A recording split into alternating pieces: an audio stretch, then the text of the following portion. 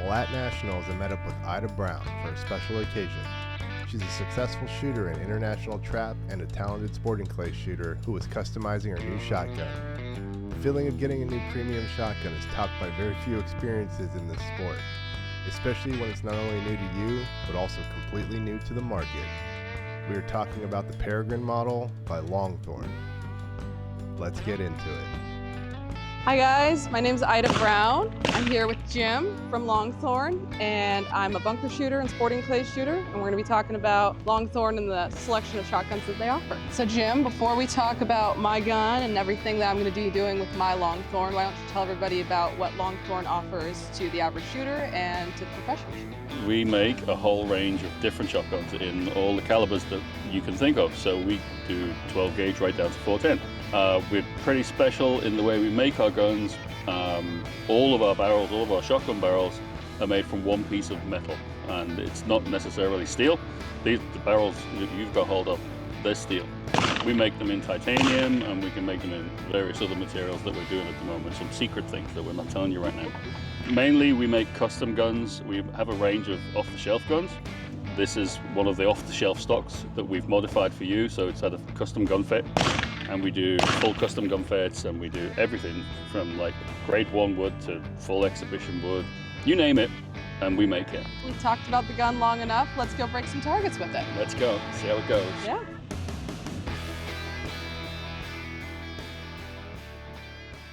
As nice as shotguns are to look at, shooting them is clearly the best part. After this, we'll talk details.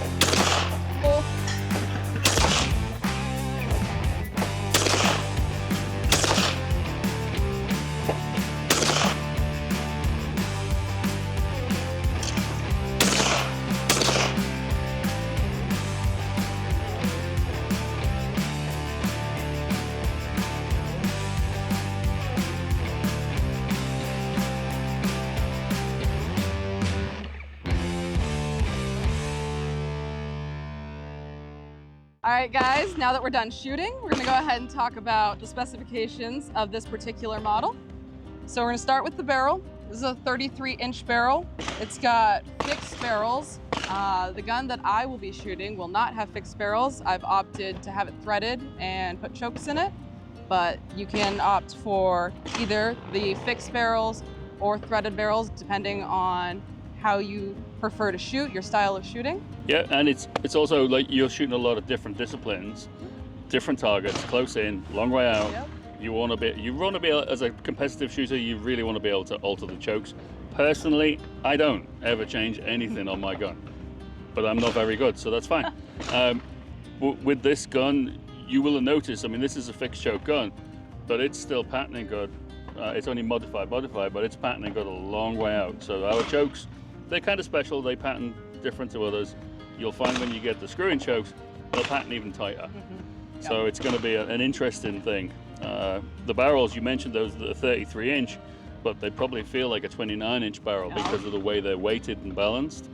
And this is, as you said, this is the Peregrine model. It's not been released yet, so it's kind of new. We completely reprofiled the way these barrels are made so that we moved a lot of the weight back so it's in your hands. So the gun weighs like 8 pounds 2 ounces and probably feels like a 6 pound, 7 pound gun. And it moves like a Peregrine. It's just ultra fast getting to the targets. But that's not that it'll overrun you or anything like that. All it means is it's easier. You don't work as hard. Your left hand, if you're right-handed and you're shooting right-handed, just doesn't work anywhere near as hard to get to the targets, which you've noticed, especially on the crossing targets, or you've got, you know, multiple targets where you've got to get back to the target or whatever. And then the other unique thing about the barrels, and it's not noticeable at first, is this is a reverse width rib. So, Addy goes, what? Yeah, it is. The rib on this gun is actually wider at the front than it is at the back. And it's not noticeable at first because the barrel's 33 inches long.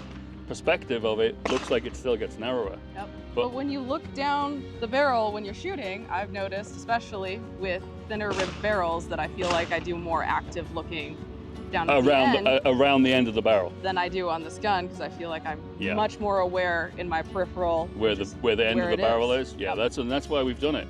So I found it. We made some barrels recently with a normal tapered rib, 33 inches long, and you can look around the rib for the target, and you're like, well, I'm losing where it is.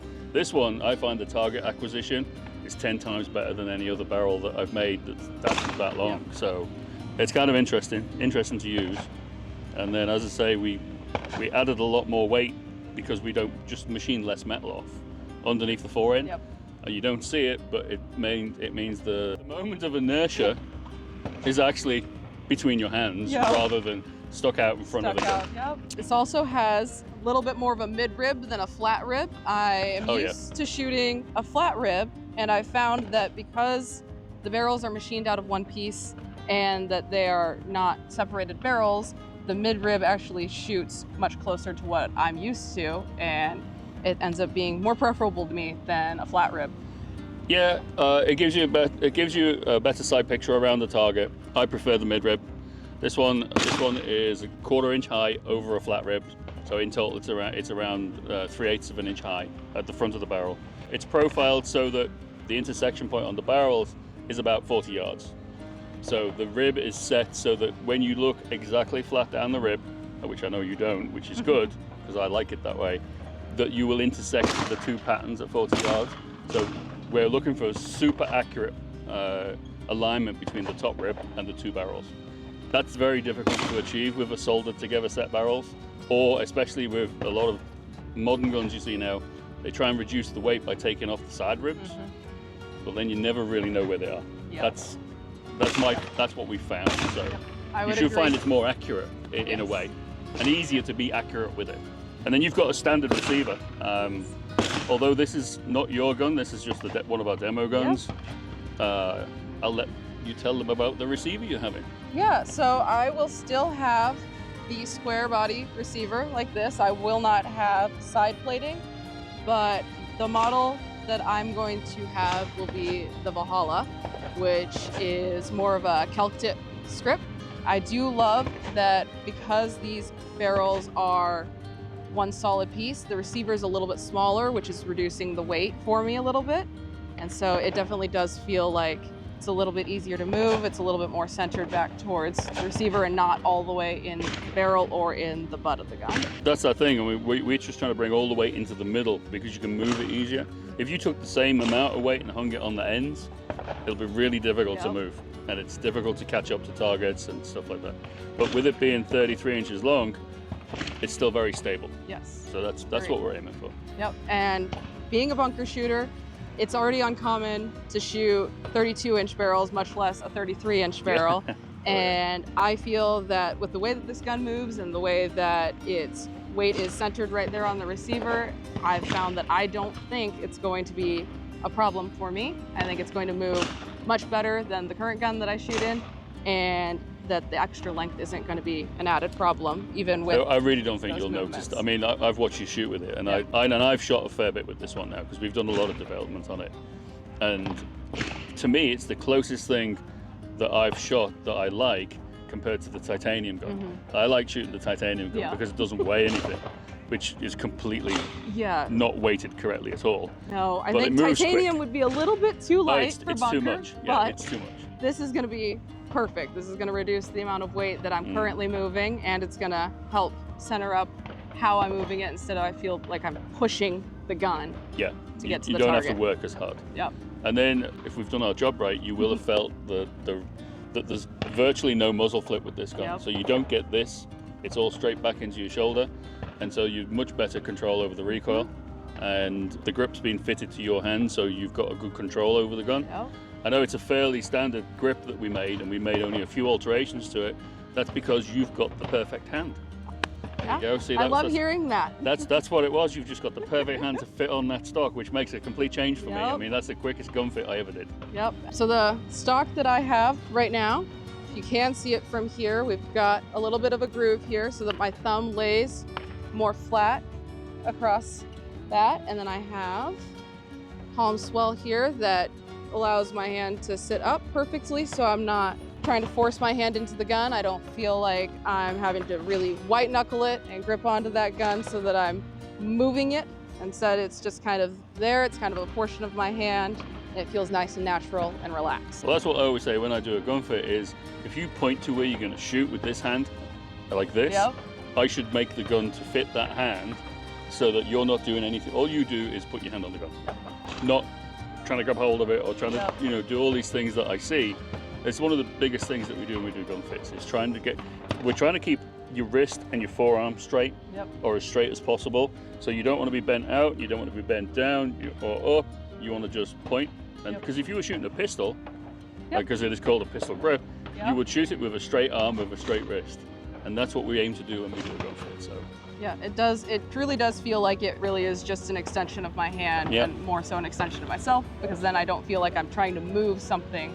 So you'll see on this particular stock that's been fitted to me, we have the adjustable comb here.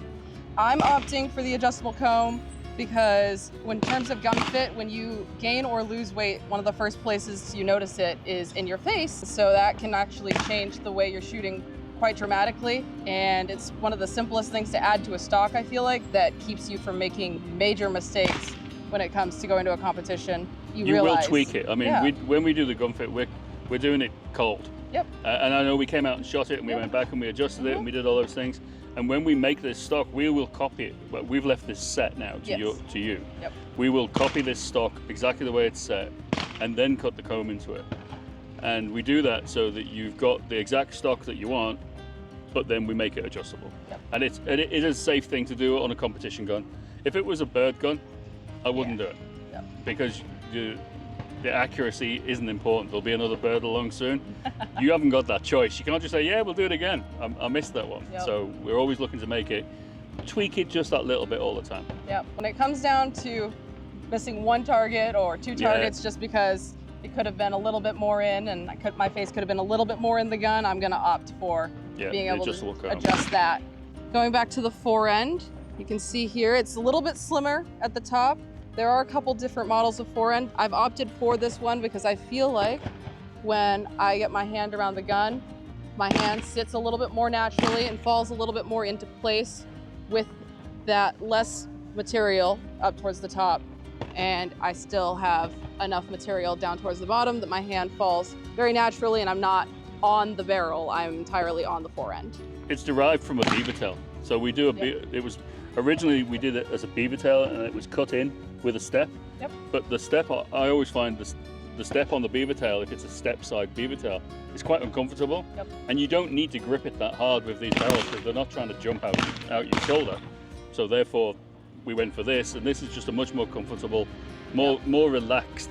The whole thing. Exactly. Be more relaxed. Yep. No, I feel very relaxed when I get my hand on there. I don't feel like I'm having to, once again, like really grip the fore end. I feel like I can just fall into place.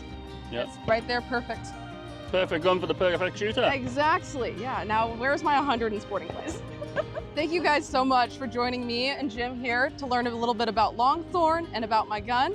I'm super excited for this partnership and excited to see how my shooting improves and how everything goes, and catch us back here on the Clay Lab. Thanks for joining us. Videos like this wouldn't be possible without the great sponsors of this channel and viewers like yourself. If you enjoyed this video, hit the subscribe button below and even consider joining as a premium channel member for early access to videos and podcasts. You can do that by hitting the join button below, and if not, no worries. I appreciate you watching anyways, and you can always find more great content at claylabusa.com. You can also find all the Clay Lab Network podcast episodes on your favorite podcast platforms, but they do publish here first. With all that, this is JP, and until next time. Ida didn't know how to do an extra, so we're just done. Yeah, you do the voiceover at the end. Ida tried 7 times to get the Ida 12. called it a longhorn a couple times and we just gave up.